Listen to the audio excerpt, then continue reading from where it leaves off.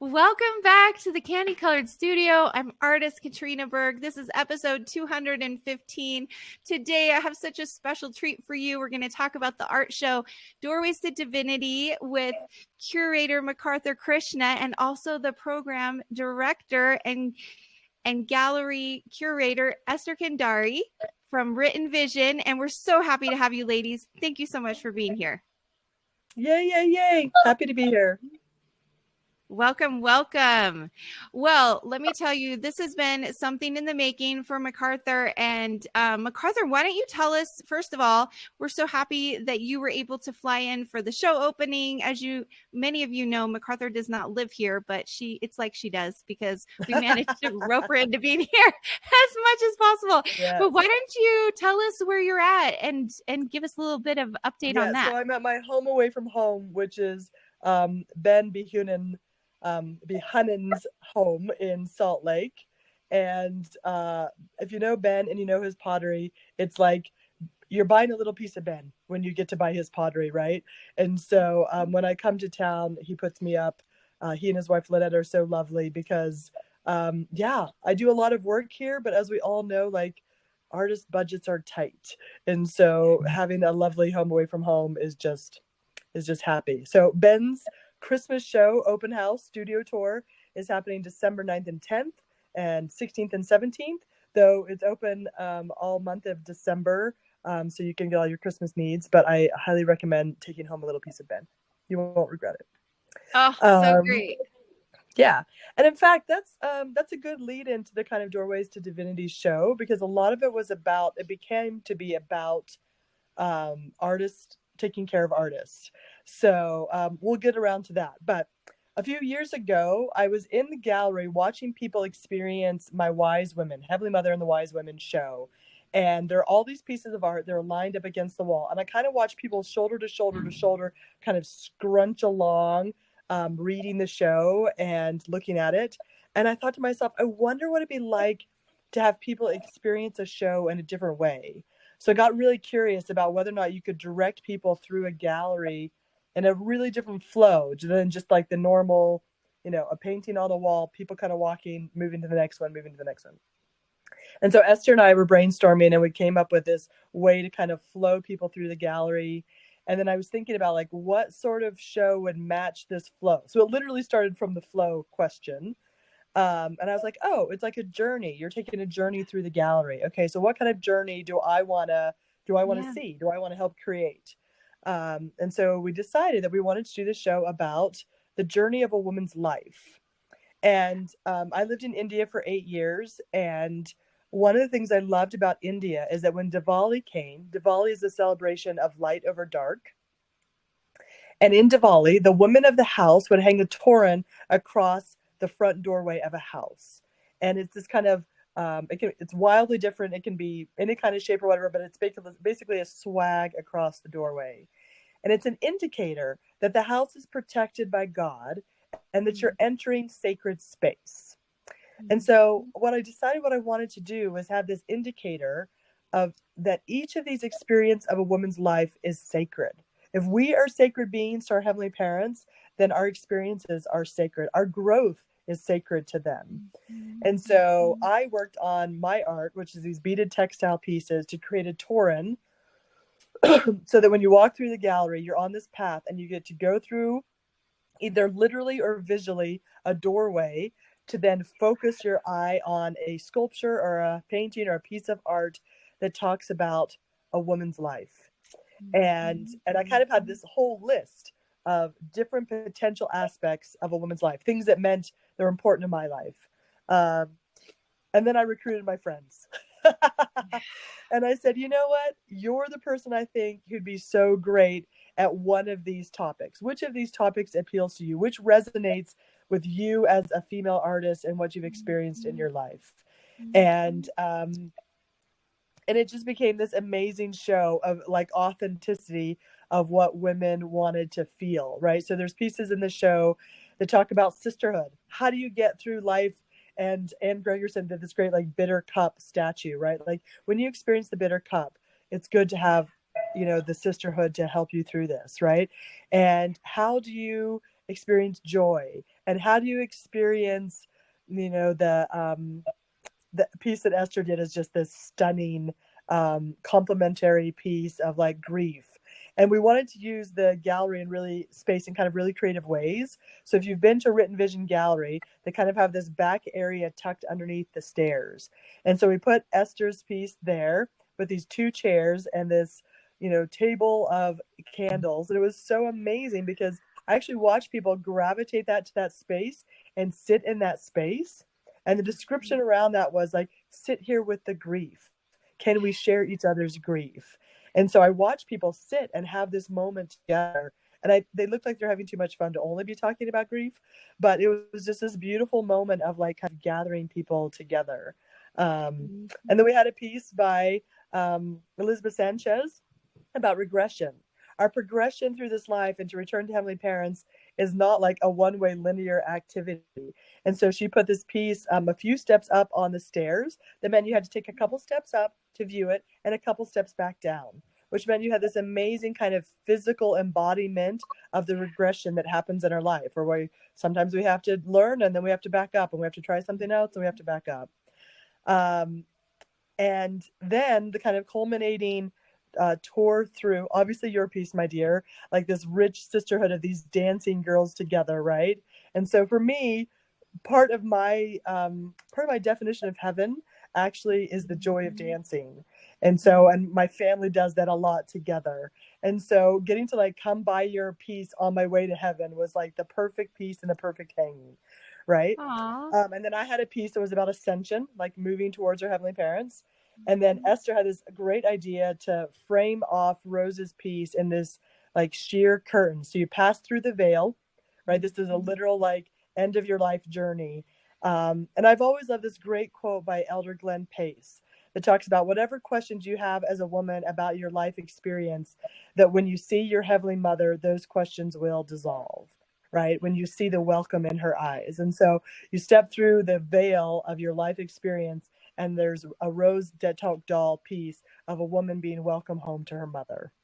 And just this beautiful power of like entering in through kind of the birth canal of the Written Vision hallway and making your way through this life experience and then arriving back home, which, as we all know, is the ultimate goal of our life experience.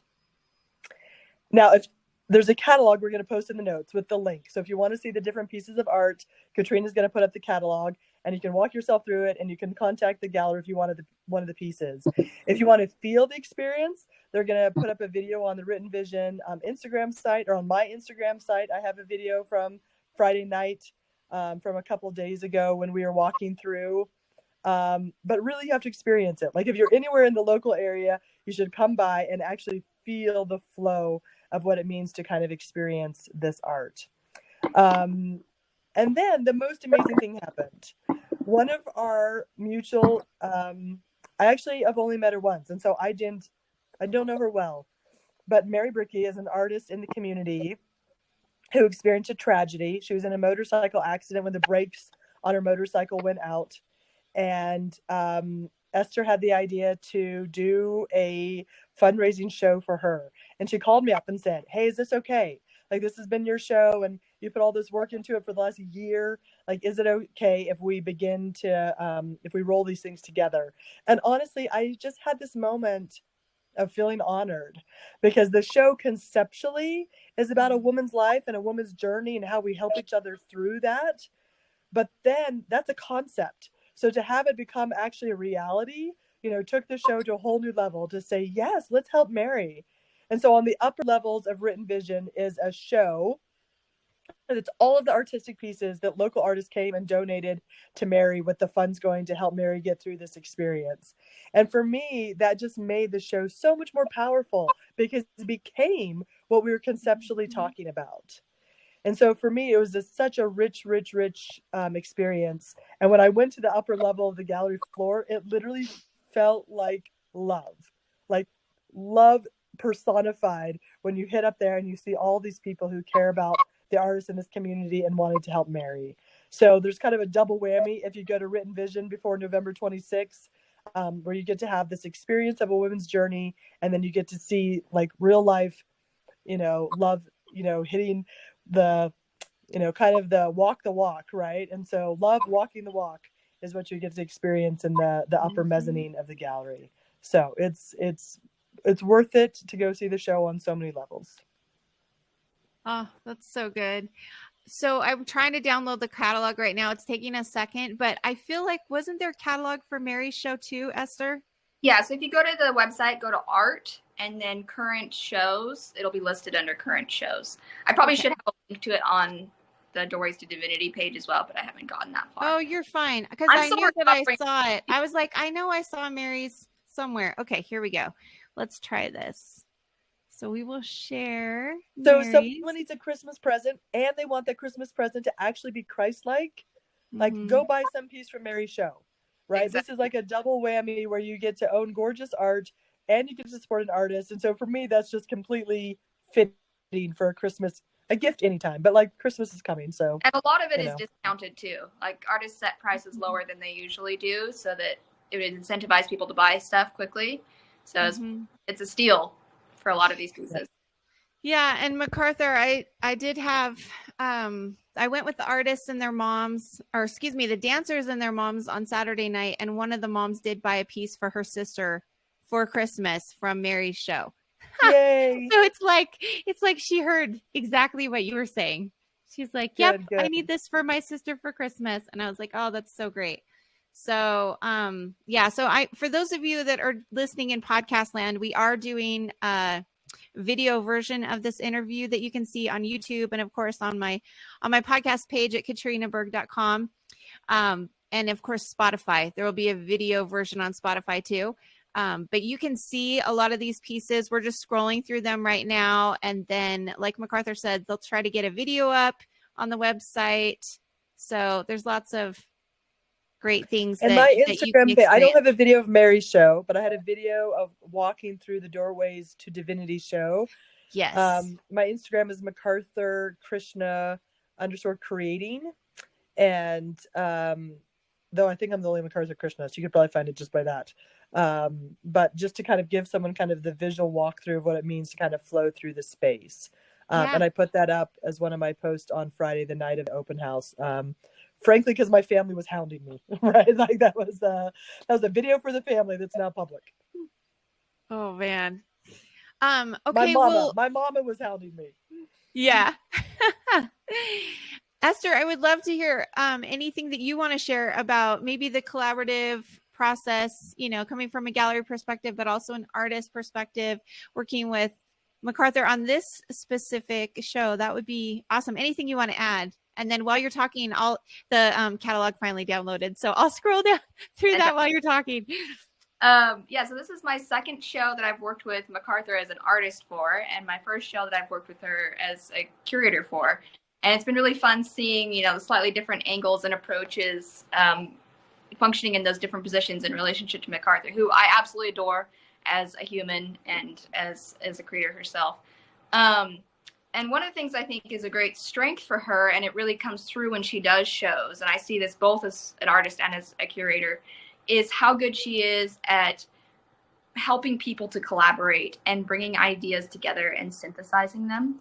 And I think that's the mark of a good curator, is someone who's able to do that, to bring very disparate practices and personalities and ideas into one space and find those conjoining threads that make it a cohesive experience. And a cohesive idea that's being expressed through people's experience with the show. And I think this one is probably the strongest that I've seen of hers so far. It's like, as with all of us, we improve with each iteration. And I think this is a really powerful iteration of what I've seen her do in lots of different ways with shows and with books as well. One of the things I love about working at Writ and Vision is that we occupy this really interesting space ideologically where, we're not a church-funded institution, but we're still a very religious institution in some ways, and that we show a lot of religious art. And the emotions and the spirit in the space are often very, very powerful, both for me being there every day, but also being able to see people walk through and to feel that. And this show particularly, it's very strong between the combination of this expression of women working together and expressing their experiences, both the good and the bad, but then also conjoining with Mary's show and the very tangible feeling of community and love that is in the space. Just, one, because there's a sheer amount of artwork crammed into that tiny space for Mary, but with it, you can also feel the emotions that came with the donations for that show. And it, I don't know. And I would also say, like, can I interrupt for half a second, Esther? Yeah, like, this show was a bear to hang, right? And Esther bared the brunt of it. But what was amazing is I'd flown in from India, so I was not there to be as helpful as I wanted to be. But what was amazing is artists were dropping off pieces for Mary, saw we were in a mess hanging a show, and stayed to help. So we had 6 random people who I had never met, who were like, what's going on back here? Oh, I see you're trying to hang a show up. I can hammer, I can wield a hammer. Like, I can peel off, stickers to put on the floor to make the path. And so for me, it was this, like, they knew Mary and loved Mary and were showing up to donate to her. And then, oh, by the way, they're just going to be supportive of artists in the community, right? Like, it was like so many layers of, like, loveliness, right? I'm going to cry. Yeah, I know. I'm over here, like, on the verge too. You should tell her about the cute gal that came. Was it Annie that came that first day? Oh, yeah. So the last couple weeks have just kind of been little miracle after little miracle, and many of them have been sort of proactive miracles that, anticipated needs before we needed them. So I knew the show was going to be a lot to hang, and we kind of planned some things out in advance to make sure we had extra time and a few extra people to help out. But, I could not have anticipated Mary getting into an accident on Monday and then giving me 5 days to put together a fundraiser show. But about 2 weeks ago, I had 2 separate BYU students walk into the shop and just come up to me and say, hey, I'm looking for some volunteer opportunities in the art field. Do you have anything coming up where I could come and help out for a couple hours? And I was like, oh, yeah, we've got this big show coming up. Let's schedule you for a couple hours during that week when we're hanging the show so that we can, make sure we get through all of it in time. And I was like, oh, this is just extra. Like, I don't know if I'm even going to need them. We needed every single second we could get from them. But, it's not like a terribly unusual circumstance to have students walk in and volunteer, but the fact that we had 2 and 2 responsible and reliable ones come in 2 weeks before we needed them, I don't think that was a coincidence. And then again, all the people that came together to help with the Mary show that then kind of leaked over to helping with mcarthur's show. And it was just the entire experience of putting it together was a very symbiotic, community-based thing. And it was just so perfect for the theme of the show. Yeah. So amazing. Well, thank you so much, both of you. Oh, I mean, we had a wonderful experience. So obviously there are dancers in my painting, and they were all the girls from my daughter's dance team last year. And then they came with their moms on Saturday, and we had the most just beautiful night. And we had women just like, they just were so immersed in the whole show. And it was just really fun to hear them talk about it, afterwards, especially on the drive home, just like what their impressions were. And it was really, really special. So that was really neat for me that was a different experience for me. I've never had my models come to the show. I've not really had models before. So that was really fun. But it was a really special night. And I would encourage people to go back. Like you said, even just Esther's spot with the grief. Go back and just sit and take time and enjoy that piece. Something I told them about the veil and about Rose's piece, but it was so interesting because they still didn't know what to expect until they went through. And then they were like, it was so peaceful and so beautiful and like such just like the perfect culmination of the show. And I could just tell that it was really moving. Every single piece was so moving. And it's like perfect combination of cozy and divine and so much love. And it was just really fantastic. So well done, ladies. Yeah. Thank you. There's one thing I wanted to add. I think like a lot of women, I sometimes struggle to understand and feel quite at home or like I have a place within the institutional church. Yeah. And one of the things I really appreciate about the work that mcarthur does is I feel like she makes her own spaces. She carves out these spaces and she brings women into it and reminds us that we do have a place, that we are central to the doctrine, that we are central to the community. And that, sometimes the bureaucracy isn't great at modeling that or providing for that. but that doesn't need to stop us, and that we can continue to celebrate and to center and to express the beauty of our belief and our faith, and create spaces that communicate it with others, regardless of the opportunities within, traditional spheres. Mm-hmm. Amen. I think that's kind, but amen. I think that's kind, but it's I think it's really important that I often hear, and sometimes even do myself, this phrase like the church, like it's something outside of me, right? Mm-hmm. And so having this, like, we're all the body of Christ. We make the body of Christ. We all need to, and the body of Christ analogy is all about, like, we have a need of thee, right? Mm-hmm. Like the different aspects of a body, the eyes can't say I have no need of the hands, right? And so for me, it's just how I move, that like I am the church, right? And so the onus is on me to be welcoming to others. The onus is on me to participate and contribute. The gifts and of how I see the world and how I move in the world are 100% due to my faith and the knowledge I have of us being brothers and sisters together. And so for me, it's like every enactment I do with writing books or making art or curating shows is all with this idea that, like, I am one piece of, the body of Christ. Yeah. And that, that feels really important to me. Right. And so that's why also the Mary show was so perfect, right? Because Mary is part of the body of Christ, right? And all these other people who participated. And so I just think the reminder that we are, right, what our church is, I think is, at least for me, a super important way to move through life. So part of my life journey. Mm-hmm. Yeah, exactly. Oh, well, thank you, mcarthur. That was perfectly put. And I just feel like, again, the women that came with me on Saturday night, there's some that are of our faith and some that are not even consider themselves religious, and they really enjoyed it. And so again, there's this wonderful sisterhood and just experience that we can enjoy together on this journey.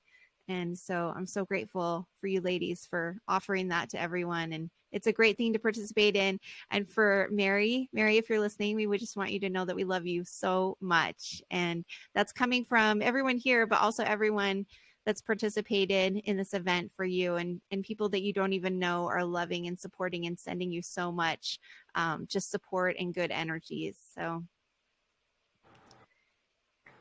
yeah. Okay. Let me pause. Oh, look, here's she coming back on. Okay, good. That was perfect. That was so weird. All of a sudden it would just click and you guys were totally gone. I was like, sorry. You're okay. You just missed my ode to Mary, but that's okay. It's totally fine. mcarthur's back. I was like, are we going to have to do something fancy? No, it's good. It's good. So let's talk a little bit. One of the things that I love to do on this podcast is just give things to help support collectors and artists. And you've both talked a little bit about the curator process of this particular show, but do you want to add other experiences that each of you have had with, just so that collectors understand what goes into curating, other shows, and just anything that you want to share for artists as well? I'll go first on this one. So it's really fascinating, having spent, majority of my professional life working more on the creation of the art side. I worked in a museum for a little bit in graduate school, but museums have a little bit of a different economic place than galleries do. And so now being able to watch people come in and interact with other people's art, or sometimes my own, and go through the mental process of deciding to buy a piece, it's been very informative for me as an artist about like how that what that process looks like, and how that process is different for different demographics. And I think for a show like this, the thing that I see as a trend is people come in asking questions, whether that's questions about themselves, questions about their community, things that they feel like are, missing in the narrative of their home or in their life. And they see a piece of artwork that fills that hole emotionally or spiritually. And that's often what connects them with it and ends up being the decisive factor for them to purchase a piece. We're not the type of gallery that's selling pieces that investors are buying. We're the type of gallery that's creating emotional experiences for people, and then they're taking those emotional experiences home with them. And the artists that I see being able to successfully do that are artists that are really digging deep into themselves and are asking the same questions of themselves that these collectors are asking, and then putting things out there into the world that express that. And sometimes it's not a conclusive answer. Like, you know, even with my piece about grief, that I'm not offering you a conclusion of like, here's the solve all to grief. Like, grief is something you'll just pass through and good, you're over it. It's more about, let's sit with this experience of grief and what does the arc of it look like? You know, that first moment of recognizing that you're experiencing grief and entering into that dark space, and then being able to exist in that dark space and learn what you can from that space. And then realizing that there is another side, but we're not going to focus on the other side. We're going to focus on that central experience of grief. And so it's been really helpful for me to see that and to see how people are connecting, and that, yes, doing all the things like creating a brand for yourself as an artist and being active and involved in your community and on social media make a difference. And I think they're important, but the core of what connects you with collectors is the soul work that you're doing and how you're putting that into your work. Yep. I would 100% concur with that. So this is the most personal show I've done. So the other show we did was the other show that I curated. So I've done a couple of my own shows, but the one I curated was pulling the art that people created for the Heavenly Mother books. So my co-author and I wrote The Girl's Guide to Heavenly Mother and The Boy's Guide to Heavenly Mother. You can find those at Desert Book or Amazon. And that show was me saying, what does Heavenly Mother look like and feel like to you? And so the artists were, you know, doing a very wide range from all over the world pieces. And so even though that's obviously a topic that's vital in my life, and I think it's vital to all of us, it was kind of the artist feeling on it. When I did this one, The Doorways to Divinity, I literally was sitting down and thinking about what aspects of my life make up my life, right? And so I came up with this kind of list of things that were interesting to me. And so that makes it really personal, right? So when Esther's talking about this kind of like personal moment, and what's interesting is I found that there's some universals that experiences that were important to me also felt resonating with others, right? So one of the pieces was talking about how a mother is essential as air, but also as much as taken for granted as what air is. So Nicole Woodbury did this, you know, amazing sculpture on that idea. And almost every woman I talk to, mother or not mother, has some moment or place or phase of her life where she feels subsumed by what's happening in her life. Like, this seems to be a very universal experience.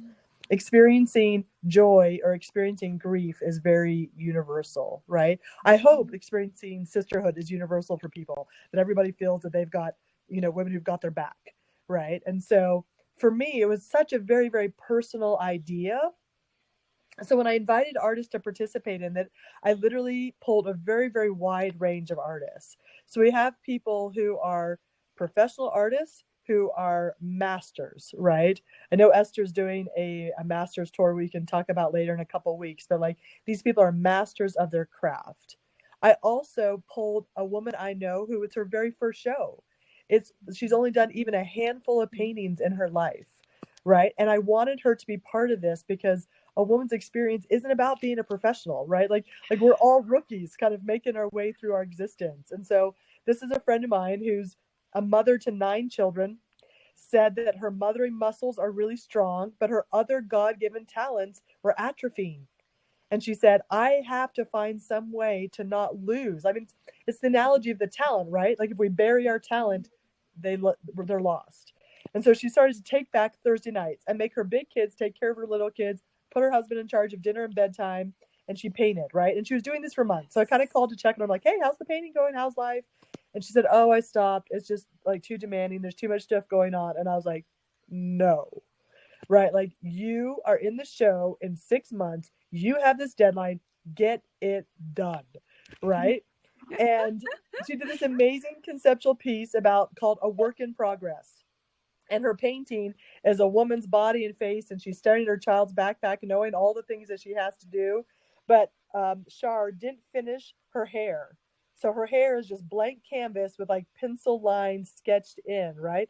With this concept of like our entire existence is a work in progress. No matter who we are, we're a work in progress. No matter what phase of life, we're at a work in progress. And I love that like Shar was both painting this and embodying this, right? That this is all of us having this moment and having to show up in some ways before we're ready, right? Like she's like, give me a few more years and I'll put together something and let me practice some more. And like that we don't have that luxury in life, right? Like we have to show up every single day, whether or not we're ready to be an artist or be a mother or be a friend, right? Like you show up because this is our life, right? This is your finite amount of time. And so I love that like the show went from, you know, masterful artist to like not quite ready to show up, right? Because that's the reality of where we are in this world, right? And so for me, it was really satisfying to create a show that was resonating with the artists and resonating with people who were coming through and having this emotional reaction, right? Because here's the thing, I hope all of my shows remind people of eternal truths, right? Remind people of the things of importance. And so Anne Gregerson has this piece, The Bitter Cup, in the show, and I have one of her pieces in my house. And every time I see that piece, I'm reminded of a vital truth that I want to cultivate, right? And so she did a piece for me called Abundance. And every time I look at that show, I remember that I need to think about my life in the world from a place of abundance, right? And so having this like sensibility of this piece of art literally infuses my life with that. So I know that thinking of life in an abundant terms is an important principle for me, but I'm a visual person and most of us are, right? Like we put sticky notes on the mirror to remind us of stuff. We have alarms that go off on our phone to remind us of stuff. But having a piece of art is such a beautiful way to like have these reminders that we want to cultivate, right? Like there's the story about feeding the wolf. Do you feed this wolf? Do you feed this wolf? So for me, putting art on my wall is feeding the wolves that I want fed, right? These are the reminders I want to have. So I have a piece that shows a namaste. Namaste means the divine within me honors the divine within you. I have a piece of that shows that right as I'm leaving my house so that I can remember every single person I meet as a child of God.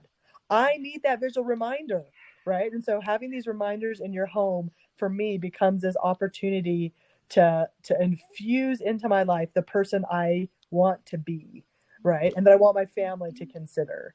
And so for me, this show was just really fabulous because it pulled up all of these things that I think are so powerful as we make our way through this earth journey. To jump on that from like a curational and like collector standpoint, specifically within the LDS scene, you know, Latter-day Saint community, I really loved the emphasis from, you know, the institutional church on our homes being only second to the temples as places of holiness. And when you think about the central role that art plays in, you know, all of its different, you know, and not just like paintings, but like video and audio and like all of the different art forms that play a role in the holy experience that we have in the temple. And then if our homes are supposed to be a model of that, what does that mean about the art that we put in our homes and how it reminds us of our covenants, of the doctrine that we are teaching in our homes? And I think that's part of the reason that, you know, even before this like re-emphasization in the last couple of years, the LDS audience has been one of the most robust art collector audiences across religious communities. And I find that very fascinating that, you know, evangelical Christians don't buy art at the same rate that Latter-day Saints do. Like, I think the only people that maybe compare to us are the Catholics, and they have a long standing tradition with art and their religious practice there. And I hope we just see an increase in that, because as we continue to focus on this home-centered church, what are we putting on our walls that makes it? Yeah. And this show does that literally, right? So these torrents that I created for each of these pieces is literally like an indication that you're entering sacred space. So when I lived in India, we actually had a temple bell above our front door. And like some people use it as a doorknob or as a doorbell, but we used it as like a reminder. We'd get home and we go ding before we walked into our house to be like, we are entering sacred space. Our family is sacred space, right? So it's like physical sacred space, but it's literally like the structure of our family is sacred space. So each of these torrents that I created was for this you can hang them in a doorway, you can hang them on your wall, but this idea of like, we declare that our family is sacred space, right? And so for me, that's a very strong reminder of what I want my life to be, right?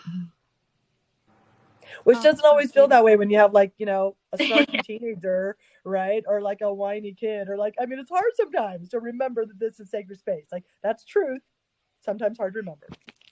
Oh, I love it. And I do love that this whole exhibit, like you say, it's not only visual, it's kinesthetic, right? Like you're just literally participating, you experience it emotionally, physically. And I mean, there's just so many just beautiful parts to it. So we just want to welcome you all to come. And a couple things, Esther, do you want to tell them? I know it's a tricky month because it's November. Do you want to just give them a heads up on when they can see the show and how they can make appointments during the Thanksgiving time? Course. So for the next 2 weeks, we're having regular hours, which is 4 to 8 o'clock Tuesday through Friday, and noon to 8 o'clock on Saturday. But then the week of Thanksgiving, it's going to be by appointment only. We're installing another show that week, and it's just a little bit tricky with everybody's holiday schedule. So if you're in town or with family and you want to come in the week of Thanksgiving, we're happy to make that happen. But just contact me first, and we'll make sure that someone's there to meet you and open up the space for you. Wonderful. Thank you. And mcarthur, you suggested that we talk about one little thing that might be helpful for artists. What happens when the show, like this one, it's going to come and go so quickly? And what happens when the pieces don't sell? What are your suggestions for that and experiences? Yeah. So the first show I did was, it was not the first show I did, but one show I did was Heavenly Mother and the Wise Women. And I had contacted women in my life that I had gained wisdom from. And I asked them, I told them about the experience that I'd had with them. And I asked them what color and form resonated with them. One of my friends said the double helix. One of my friends said, my form is hot mess. I was like, oh, that's going to be tricky. Another friend said that triceratops. I'm like, a triceratops is your form? How am I going to do a triceratops, right? And so it was really fun because I was actually living in India and I wanted to feel abundant. And so I spent this year like interviewing these women and creating around these women. And so I created all these pieces. And it was really powerful. And I watched people read all the tags and read the stories about what the art meant. And it was such a lift, right? But at the end of the show, I'd sold 20%. And someone told me that's actually really good. That usually you only sell 10% out of a show, right? So I was like, oh, that's great. I sold 20%. Fabulous. That still leaves 30 some pieces of art, right? And so I asked my artist friends, like, what in the world what do I do with all these, right? Like, I can't take them back to India. They're just going to rot. I mean, like, what do I do? And so there's kind of a very robust circuit in Utah, which I think is amazing, right? That there's lots of studio tours, there's lots of art markets, there's lots of, you know, the Midway days, right? Like the Swiss days, right? I mean, there's lots and lots of places that artists can do. And I think that's super lucky if you live in this context and that works for you. But one of the things that's blessed my life is that real art, original art has soul, right? And if you're in a place where you can afford that, then I think it's a great idea to have more soul into your life. Yeah. That's not always possible for all of us, right?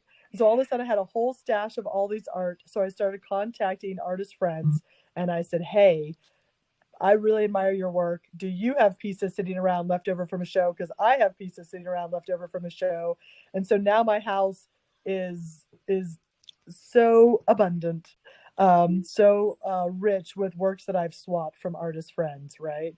And so I think that that's something that was kind of an unexpected side boon. So as like a tip for artists, if you find yourself in that position, and this would make your heart happy.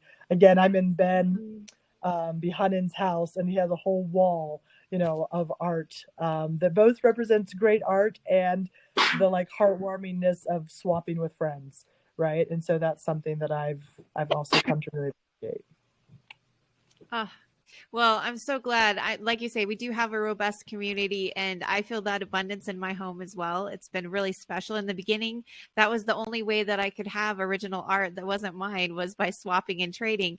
And then eventually I started collecting my own, you know, actually purchasing art from other artists. And it's been just a wonderful journey, and also for our whole family to partake in that abundance. And, you know, sometimes they get to help me pick out pieces, and it's really special. And that's the whole reason how MacArthur and I met, because she reached out and told me about the Wise Women show. And I love the piece that we have. And I connected so much with your friend, your wise woman, that that piece was created after. And it just, it really just gives so much light and love to the space, you know, so it's amazing. Thanks. I want to add along these lines, from the gallery perspective.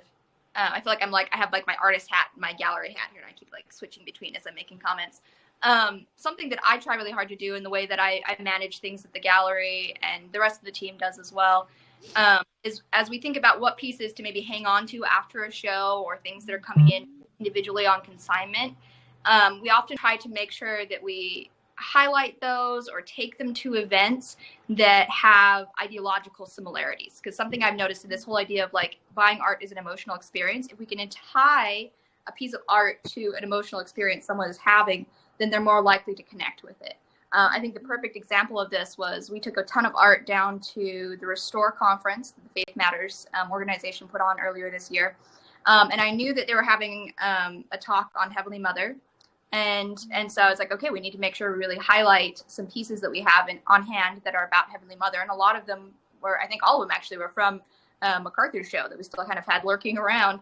And as soon as that talk finished up, we had people streaming out, and we sold out of every single piece that highlighted Heavenly Mother. Within like 20 minutes, we had somebody that was like, either like, I'm going to come back and buy it later, or like, I'm paying cash right now.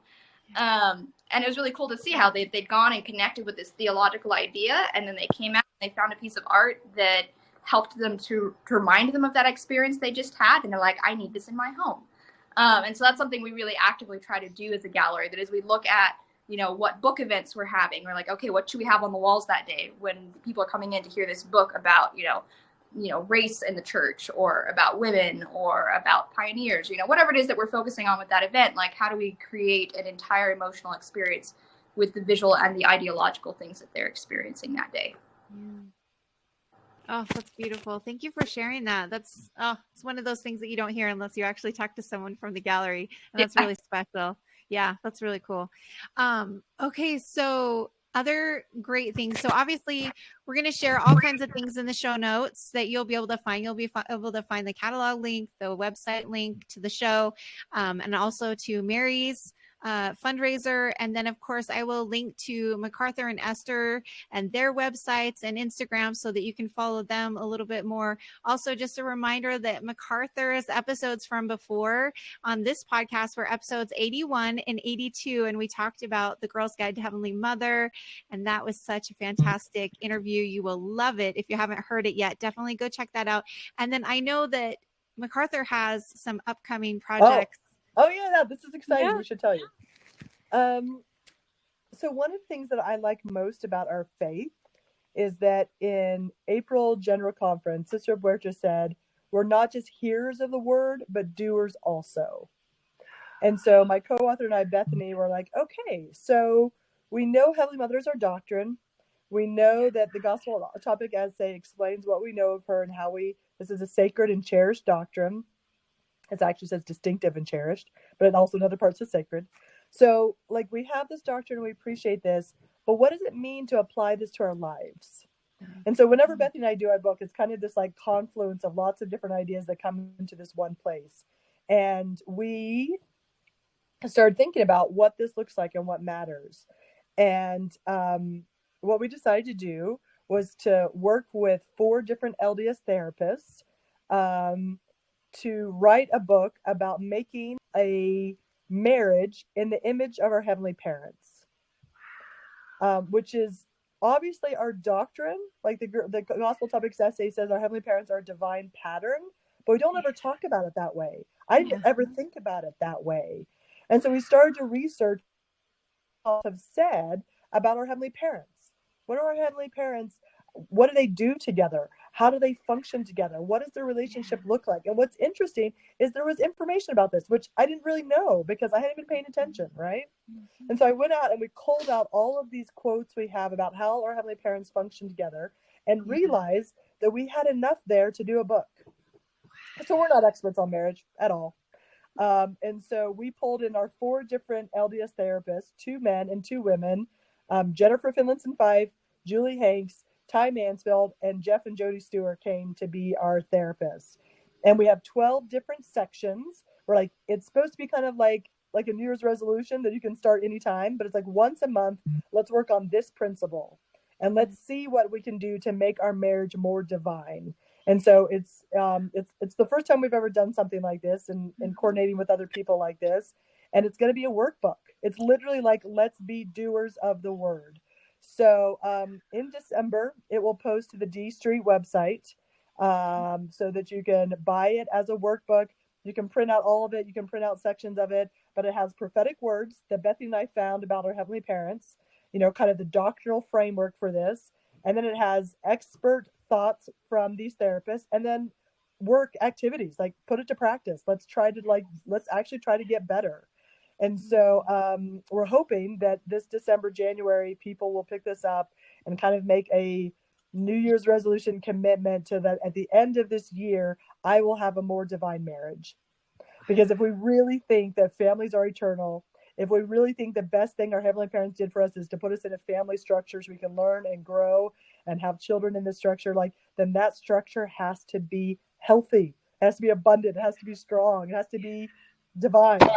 And so we really wanted to give people kind of a framework to literally work on this, right? Not just talk about it and think about it, but work on it. So that will be on dstreetpress.com. It's not there yet. Sorry. We're still getting it laid out, but it should be there by mid-December. And then people can have the opportunity to really have expert advice from these therapists at a much reduced rate. So we hope it helps people. Wow. Oh, McArthur, I'm so excited. That's so exciting. I know, me too, right? My husband's like, are we going to have to do this? And I'm like, well, I've been working it through singly for the whole last year as we worked on this project. But our marriages are going to do it. We're going to try it out, right? So that's awesome. That's so exciting. Well, good. Well, when that comes out, I'll add all that information in this episode as well. That will be amazing. Awesome. Oh, thank you. And so, Esther, I know you have a couple of things coming up within the gallery, and then personally would love to hear about your upcoming projects that you have. Yeah, for sure. I've always got a million things on the stove, but I think 2 that I'm really excited about that are coming up soon. Not this Saturday, but next Saturday. So that's I don't know what date that is. It's the Saturday before Thanksgiving. Life is a blur right now. This time of year is always hug your local artists. These next the worst for your local artists. The worst, but the best. Anyway, so I'm doing it's called the Utah Masters Tour, and it's a studio tour organized by Howard and Shari Lyon, mostly Shari Lyon because she's just an absolute saint. And they schedule artists to have their studios open all on the same day, and then they publish a map so you can drive around and visit all of these very nationally famous artist studios. I'm like the baby on the tour. This is my first year doing it, and I'm just glad that Shari thought I was worthy of it. But I'm really excited because it gives me an opportunity to open up my studio, gives me an excuse to clean my studio, and visit with people and help people to see the process of how art is made, especially how religious art is made. Because something I notice, especially when people come to me with commissions, is they have no idea what goes into creating, a painting of Jesus or a painting of Jesus with your family, or this scriptural scene. And I think people think I just pull it out of a hat. I just sit down and I paint it and it becomes a masterpiece. But it's this very regimented, multi-step process that requires a lot of different equipment and supplies and thinking and education. And so it's always fun for me when I get to educate people on what that looks like and give them a greater appreciation for what they're investing in when they purchase one of my pieces of art or when they commission me to do something for their family. And then for the gallery side, I'm curating a show at the gallery that opens on Black Friday. And it's called Alternativity. And it's a reimagination of Christmas quiche.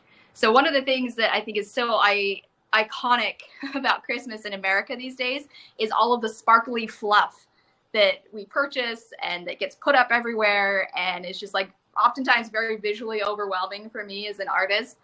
And it's cheap and it's often meaningless. And even if the symbols that are included in it originally had meaning, we as a culture are so disconnected from those symbols and what they teach us about our identity and what they teach us about divinity and about community.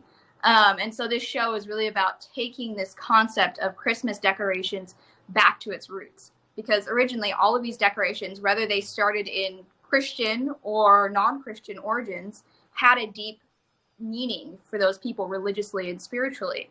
And so how do we reclaim that with the things that we hang up around the holidays? And so I've gotten a really diverse group of artists together, and I've invited them to make Christmas decor. So whether that's like little tiny paintings or nativity scenes or nativity sets, Christmas cards, Christmas ornaments, wreaths, but every single one of these pieces is supposed to really dive deep and ask questions and be made with a really high level of craftsmanship. So yes, they're going to be a lot more expensive than like the wreath you can buy at Costco, but you're buying a fine art product, buying something that really teaches you about Christ and what his birth meant to you and to this artist. Mm-hmm. Yeah. Oh, I'm looking forward to it. I'm excited, Esther. It's going to be great. Yeah. And your master's turn. Congrats. Awesome. That's so awesome. Well, ladies, this has been such a treat. Thank you so much for sharing your love, your energy, your light with each of us. All that you did to make this show come, to fruition. And we just appreciate and love you. And again, just want to invite everyone, go to Ben's open houses. It's definitely one of the holiday events of the year. And then of course, make sure and stop in and see Mary's fundraiser pieces that are available. And then of course, Doorways to Divinity. It's a must see and experience. And we're just so grateful for everyone that's participated. So again, thank you, ladies. Thanks. It's always a delight. Yes. Okay. Much love from all of us here, from Esther and MacArthur and I, and just sending a lot of love to you today from the CANDYcolored studio. Goodbye. Bye.